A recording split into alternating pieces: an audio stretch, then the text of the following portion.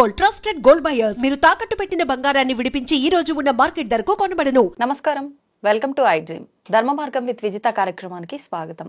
ప్రస్తుతం మనతో పాటు ఉన్నారు ప్రముఖ ఆధ్యాత్మికవేత్త ప్రొఫెసర్ సత్యనారాయణ మూర్తి గారు. ఇప్పుడు గురువు గారితో మాట్లాడి మరిన్ని విషయాలు తెలుసుకుందాం. నమస్కారం గురుగారు. నమస్కారం విజిత.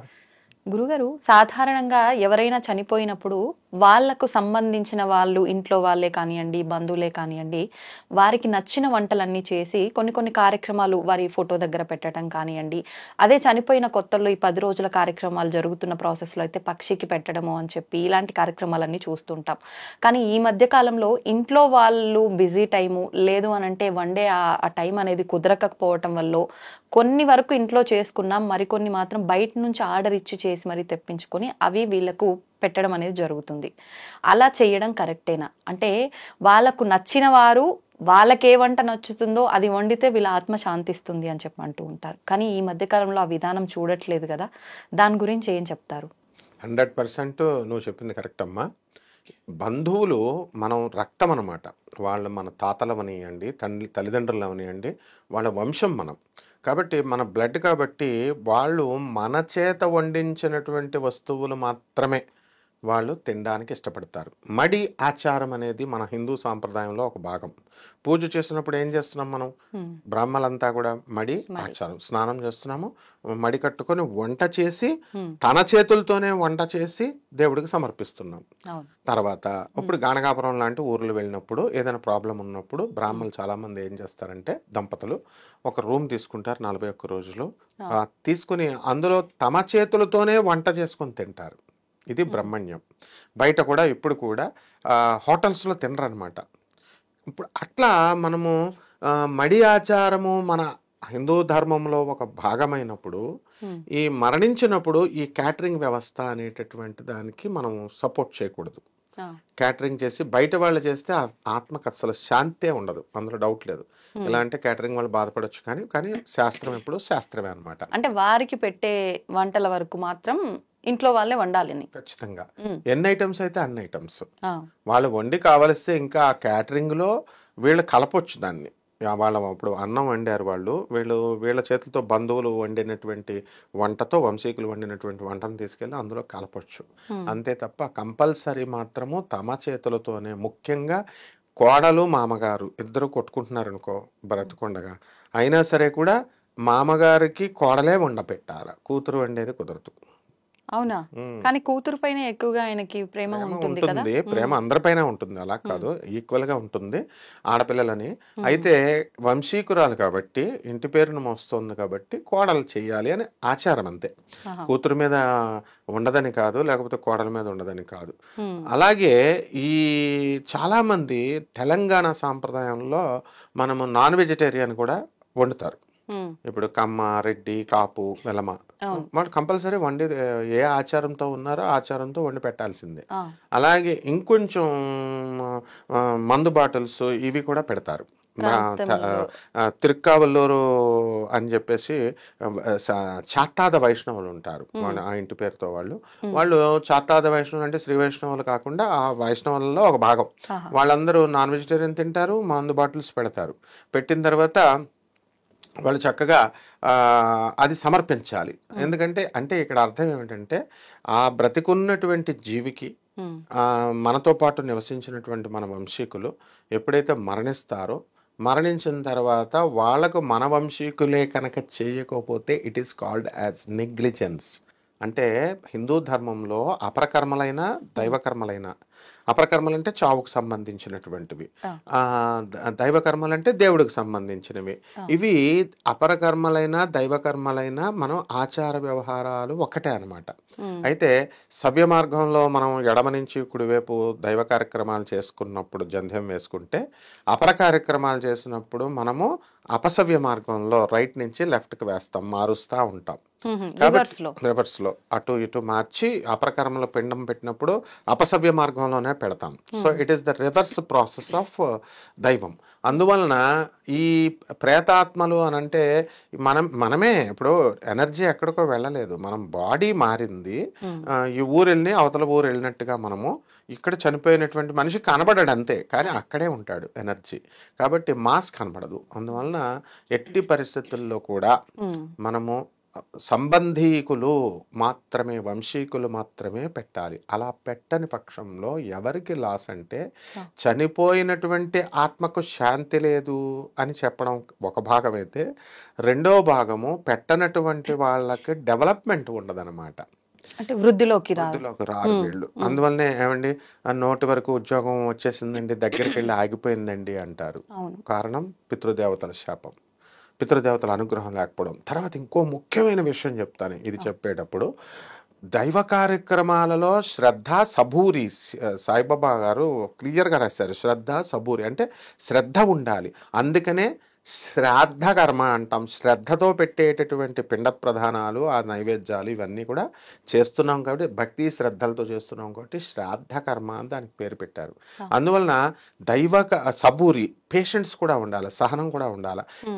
కాకి మనం ఈ నైవేద్యం పిండాలు ఇవన్నీ పెట్టిన తర్వాత బ్రాహ్మడు ఏం చేస్తాడంటే కాకి పెట్టిస్తాడు. కాకి ఒక గొప్ప వరం ఉంది. కాకి ఎంతకాలం మరణిస్తుంది అని ఎవరినన్నా అడగండి, ఎవరికి తెలియదు ఆన్సర్. ఎందువల్ల అంటే దానంతగా అది స్వయం మరణం అనమాట. అది ఒక్క కన్నుతో ఇలా చూస్తూ ఉంటుంది. ఎందుకంటే దానికి ఆత్మను చూసేస్తుంది. అది ఆ ఫ్రీక్వెన్సీ, దానికి ఆత్మ కనబడుతుంది. అందువలన వీళ్ళ బంధువులు ఏ ఇంటిపైన వాలితే బంధువులు ఎప్పుడు వస్తారో కూడా చెప్పేస్తుంది. అందుకే అరిచేటప్పుడు. కాబట్టి కాకి ప్రేతాత్మలకి సంబంధం ఇచ్చాడు. అందువలన వీళ్ళు ఏం చెప్పారంటే, ఎట్టి పరిస్థితుల్లో దైవ కార్యక్రమాలలో అయినా సరే నిర్లక్ష్యం వహిస్తే దైవం సహిస్తాడేమో, కానీ పితృదేవతా కార్యక్రమాలలో కానీ మనం కనుక భక్తి శ్రద్ధలు చూపించకుండా మన ఇష్టం వచ్చినట్టు చేస్తే వాళ్ళు క్షమించరు పితృదేవతలు. గురుగారు, ఇప్పుడు పితృదేవతల విషయంలో ఆహారం వండి పెట్టడం ఇదంతా మామూలుగా మనం చేస్తూ ఉంటాం, కానీ ప్రాంతీయ ఆచారాన్ని బట్టి సాధారణంగా చనిపోయిన వాళ్ళకి పిండ రూపంలోనూ తర్పణ రూపంలోనూ మాత్రమే వాళ్ళకు ఇవ్వాల్సినవి ఇస్తాము, అందేవి అందుతాయని చెప్పి అంటారు. మరి ఈ ఆహారం మన ఉపసమ్మతి కోసం పెడుతున్నామా? ఆ పెట్టింది వాళ్ళకి ఏ రకంగా చేరుతుందనొచ్చు? కాదు, ఈ ఆహారము పిండం అంటే ఏంటి? మామూలుగా ఆత్మ అనేటటువంటిది మనం మరణించిన తర్వాత స్పర్మ్ ఎప్పుడైతే తల్లి గర్భంలోకి వెళుతుందో అక్కడ అయ్యేది పిండం అంటాం మనం. పిల్లాడు అనం ఒక 3 నెలల వరకు జీవం వచ్చేంత వరకు. అంటే మళ్ళీ చనిపోయిన తర్వాత కూడా ఈ ఆత్మను మనం పిండం అంటాం. ఆత్మ అప్పుడు దాకా మనిషి అంటాము, తర్వాత ఆత్మ అంటాం. ఆత్మ పిండ రూపంలో ఉంటుంది కాబట్టి అందుకని పిండం అంటాము. కాబట్టి ఆహారం పిండం రూపంలోనే పెట్టాలని ఏం రూల్ లేదు. కొన్ని ఏరియాల్లో గోధుమ పిండితో పెడతాం, బియ్యం పిండితో పెడతాం, అన్నం పిండితో పెడతాం, అన్నం ముద్దలతో పెడతాము. పెట్టినప్పుడు దర్పగడ్డి అంటే దీన్ని పవిత్రం అని అంటాము. ఆ దర్పతో మనం చేస్తాం కాబట్టి ఇది పవిత్రం అవుతుంది. ఆ తర్వాత ఈ దర్పకు ఉన్నటువంటి శక్తి, అగ్నిహోత్రానికి ఉన్నటువంటి శక్తి ఏం చేస్తుందంటే, ఈ యొక్క మనము పెట్టినటువంటి ఫుడ్ కానీ పిండ రూపంలో కానీ ఉండల రూపంలో కానీ లేదా మామూలు అన్నం కూర వండి గారెలు బూరెలు పెట్టినవి కూడా, ఇవి శాస్త్రం చెప్పే విషయం చెప్తున్నాను. It converts this as the food to the new born baby. ఇప్పుడు ఉదాహరణకి ఒక జీవి చచ్చిపోయి ఆయన ఆత్మ ఒక గేదె రూపంలో వచ్చింది. గేదె పుట్టాడు. గేదె పుట్టినప్పుడు గడ్డే తింటుంది గేదె. మనం పెట్టిన అన్నము ఇదంతా కూడా ఈ ఇది ఈ పవిత్రం ఏం చేస్తుంది? దర్పగడ్డి. ఇది గడ్డి కింద మార్చి దానికి అందిస్తుంది. ఒక సింహంగా మారింది, పుట్టాడు అనుకుందాం. దీన్ని అక్కడ ఒక జింక ఫుడ్ సింహానికి ఫుడ్ ఏంటో ఆ ఫుడ్ కింద మీట్ కింద మార్చి దానికి అందిస్తుంది. అందువలన మనం ఏమనుకోవాలా? ప్రేత లోకంలో ఉన్నంత వరకు కూడా మనము ఈ పిండ రూపంలో ఇచ్చినటువంటి ఏ ఫుడ్ అయినా సరే మనం 11 రోజుల కార్యక్రమం చేస్తాం. మరణించిన తర్వాత 11 రోజులు కంపల్సరీ చేయాల్సిందే, లేకపోతే ఆత్మను మార్చేసినట్టు లెక్క. ఎందువల్లంటే యముడొచ్చి జీవిని యమపాశాలతో యమబట్టులతో తీసుకెళ్తాడు. It is a system. తీసుకెళ్ళినప్పుడు వైతరిణీ నది మీదగా తీసుకెళ్తాడు. ఆ వైతరిణీ నది మిస్టికల్గా ఉంది, వేరే లోకంలో ఉంది అని చెప్పడం కోసం మనం ఒరిస్సాలో ఉన్నటువంటి గిరిజాదేవి ఆలయం శక్తిపీఠం దగ్గర వైతరిణీ నది ప్రవహిస్తూ ఉంది. ఈ వైతరిణీ నదిలో ఆ చీము చీము నెత్తురు ఇలా రకరకాల ప్రాసెస్తో తీసుకెళ్తారు కదా. తీసుకెళ్ళిన తర్వాత అదంతా కూడా మళ్ళీ పితృలోకంలో ఉన్నప్పుడు టిఫిన్ కింద, కాఫీ కింద, భోజనం కింద ఇలా 11 days పడుతుంది. సో మనం బ్రహ్మదేవుడు ఒక క్షణము జస్ట్ ఇలాగా కళ్ళు మూసి కళ్ళు తెరిస్తే అది మన భూలోకంలో 1 year అనమాట. అందుకని 11 daysని మనము ఒక 1 year మనం పిండ ప్రదానం చేస్తాం కదా, ప్రతి సంవత్సరం శ్రాద్ధ కర్మలు చేస్తాం. 1 year is equal to 1 day అనమాట భూలోకంలో మనకి. మనకు 1 year భూలోకంలో 1 year, పితృలోకంలో 1 day. అందువల్ల డైలీ మనం ఇక్కడ ఉన్నప్పుడు భోజనం పెడతాం కదా మనం, అంటే 1 day అక్కడ ఆత్మ ఉంది కాబట్టి 11 రోజులు రోజు భోజనం పెడతాం. తర్వాత 11 days తర్వాత అది లిబరేట్ అయిపోతుంది, దాని ఇష్టం. ఇక అప్పుడు మనకి వాళ్ళకి సంబంధాలు తెగిపోతాయి. అందుకనే ఇంకా మనం ఏం చేస్తామంటే ఈ 11 days వరకే ఆమెకి వాళ్ళకి మనకి ఉన్న సంబంధం. అందువల్ల మనం ఈ శ్రాద్ధ కర్మలు అనేటటువంటివి కంపల్సరీ చెయ్యాలి, మన చేతులతోనే చెయ్యాలి. ఎవరు ఎన్ని చెప్పినా సరే మనం కులమత వ్యవహార ఆచారాలను బట్టి ఎవరిష్టమైనటువంటి ఫుడ్లను వాళ్ళకి పెట్టాలి. అండ్ అన్నిటికంటే ముఖ్యంగా ఇది లెసన్ అనమాట.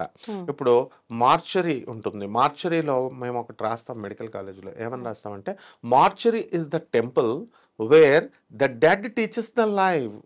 అంటే ఇది ఒక దేవాలయం నాయన, ఇక్కడ చనిపోయిన వాళ్ళు పాఠాలు చెప్తారు అని.